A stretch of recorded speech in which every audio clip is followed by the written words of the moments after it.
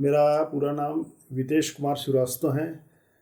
मेरे पिताजी का नाम जय नारायण जी श्रीवास्तव हैं। उनके पिताजी स्वर्गीय शशिभूषण लाल जी श्रीवास्तव, उनके पिता स्वर्गीय बाबू छोटेलाल जी श्रीवास्तव, जो एक महान स्वतंत्रता संग्राम सेनानी, जो हमारे छत्तीसगढ़ में एक गांधी के नाम, छत्तीसगढ़ का गांधी के नाम से जानते थे। तो ऐसे महान व्यक्ति के पुत्र थे शशिभूषण लाल जी श्रीवास्तव, जिनका मैं नाती हूँ। ऐसा तो मैं बहुत छोटा था उस समय, लगभग 74 में इनकी डेथ हुई थी, बाबू छोटेलाल जी श्रीवास्तव की। मैं 73 में मेरा जन्म हुआ था, तो लगभग 1 साल का था मैं। तो ऐसा मैं बड़े बुजुर्गों के साथ बैठता था वहाँ पे। गांव में अक्सर रहना मेरा होता था। अधिकतर समय मैं कंडेल में ही बिताया हूँ मैं। तो मैं पूछता था कि दादाजी, नाम तो हम बहुत सुने थे कि बाबू साहब ऐसे थे, बाबू साहब, लोग हमें श्रीवास्तव लोग को बाबू साहब ऐसा करके बुलाते थे। तो कुछ बताइए ना मेरे को करके।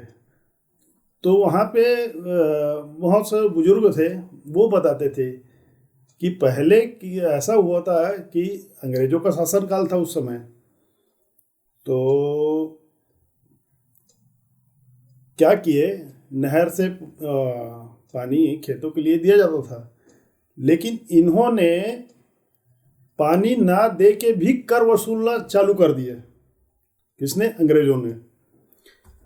अब गांव में जैसे चौपाल लगाते हैं, वैसा बाबू छोटेलाल जी श्रीवास्तव ने एक, चूँकि मालगुजार थे कंडेल के, तो मालगुजार होने के कारण से सब उनकी बात मानते थे। तो ऐसा बैठे कि भाई हमने जो चीज़ खरीदा नहीं उसका मूल्य चुकाने से क्यों चुकाएं हम।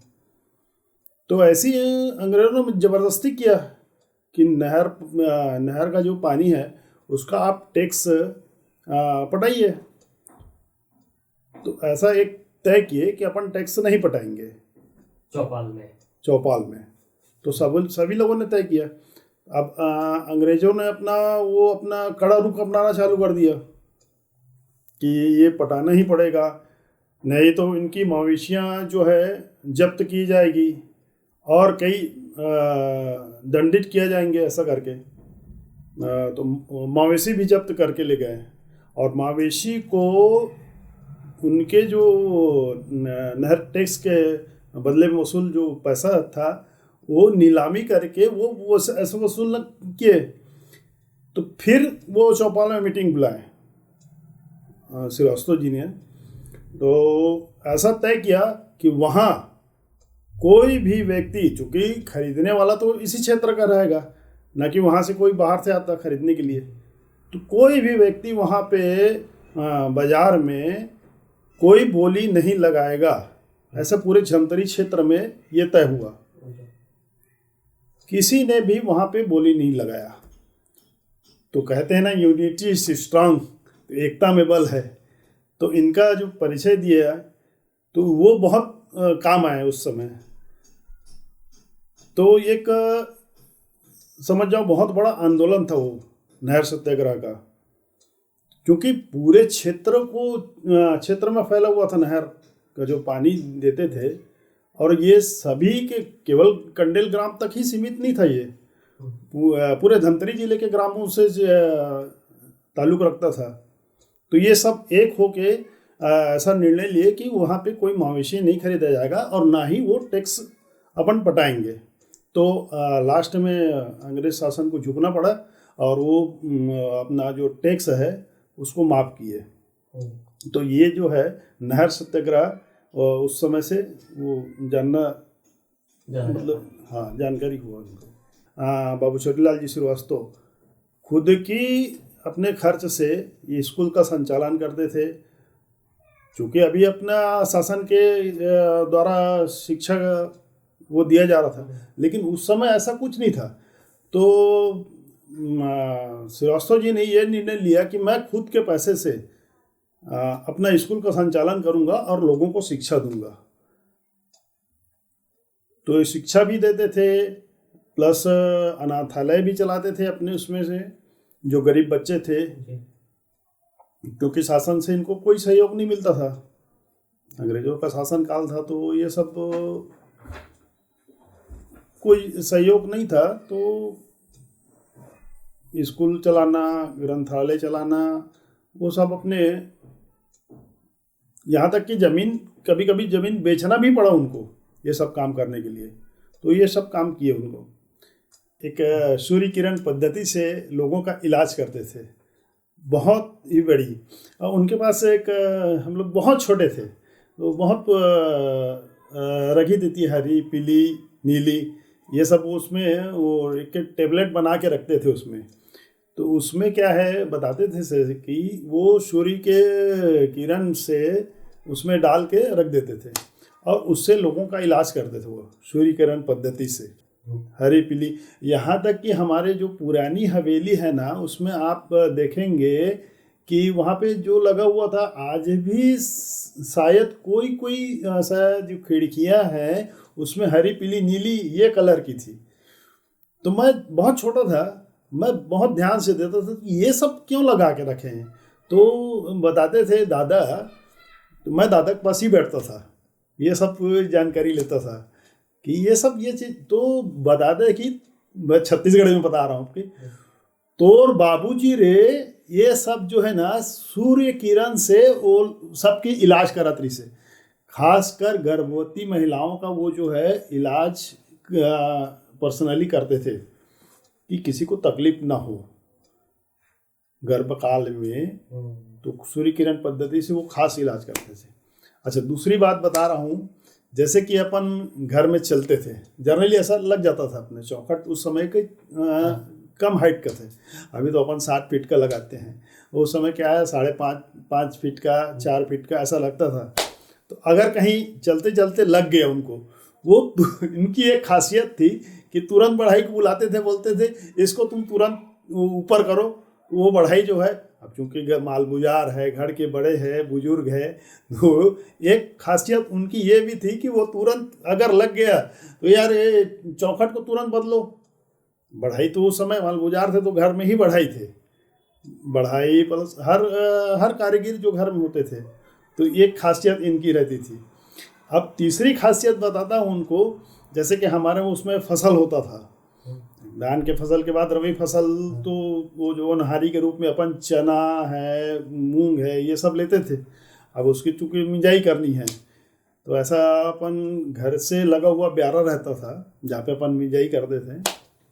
तो अब नौकर जाकर मिंज रहे, उस समय वो अभी ट्रैक्टर नहीं रहता था, उस समय एक ठेला रहता था, मतलब वो गोल चक्की वाला, तो उससे बैल बांध के ऐसा घुमाते थे रोज। शायद मेरे बहुत छोटा था, वो भी ख्याल है मेरे को। लेकिन उस समय बताते थे काम करने वाले लोग, कभी कभी वो अचानक निरीक्षण में पहुंच जाते थे। अब देखते थे कि चना मिंजाई हो रहा है तो चना को खाते गए तो ऐसा करो रामनाथ, नौकर नाम था उनका, ऐसा कर रामनाथ, पहले आराम से बैठ जा, खा, और उसके बाद फिर ये सब काम करना तू। वो शर्मिंदा हो जाता था बेचारा। मतलब ये छुलाई भी करना है तो इतना प्रेम से छुलाते थे, छुलाई करते थे।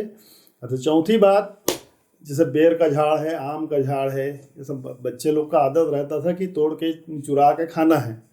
अब वहाँ पे नौकर चाकर लोग दौड़ा के मारते थे उनको, तो कभी कभी उनकी नज़र पड़ जाती थी ना, तो उनको डांटते थे नौकर लोगों, रुक भैया, अगर अचानक ये पैर से उतर रहा है, साला हाथ पैर टूट गया, उसको तो इलाज तो मेरे को करना पड़ेगा। तो ये सब में सावधानी बरतना आप।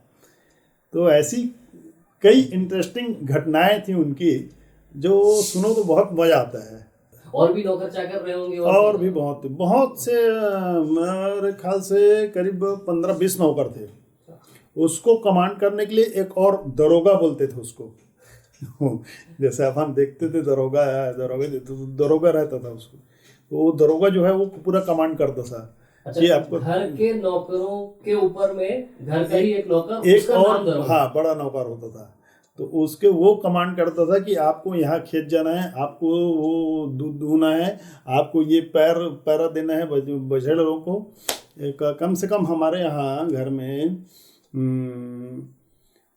50 से 60 मवेशी, मतलब एक जो बर्दी निकलता है गांव का जो है ना, ये तो हमारे यहाँ अलग से वो बर्दिया रहता था, तो वहाँ पे वो सब होता था।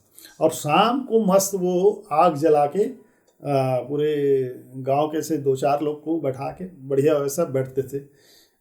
वो जैसे आस पड़ोस के लोग जैसे बताते थे, मस्त ऐसा बाट वैसे उनका पलंग। अच्छा, उनकी एक खासियत थी, वो कभी भी खादी के अलावा दूसरी चीज़ यूज नहीं किए। ये सबसे बड़ी खासियत थी उनका। एक चादर है, बिछाना है, ओढ़ने का, ये सब जो यूज से पहनने का सब खादी खादी का था, खादी ही यूज किए वो, दूसरी चीज़ें यूज नहीं किए वो। तो ऐसा बहुत सी इंटरेस्टिंग चीज़ है उनकी। अच्छा, फलों में खाने में क्या पसंद था उन्हें? खाने में तो ऐसा नॉर्मली वो जो खाना खाते थे, लेकिन वो जो है बाहरी चीज़ बहुत कम पसंद करते थे। खाना पचाने के लिए अपन जैसे पान ले लेते थे, वो जो है वो हर्रा जो होता है ना, हर्रा को भूंज के रख के ऐसा छोटा टुकड़ा वो खाते थे।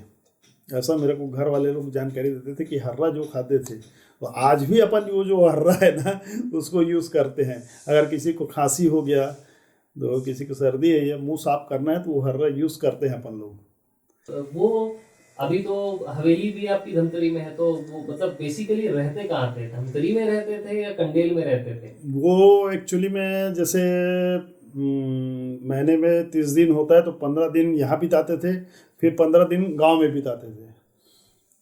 और पूरी फैमिली की कमांड वो, मान लो कंडेल में है तो वहाँ की खबर, उस समय तो अपने के पास फ़ोन नहीं था ना, ऐसा कुछ था सुविधा कि अपन यहाँ के देख सके।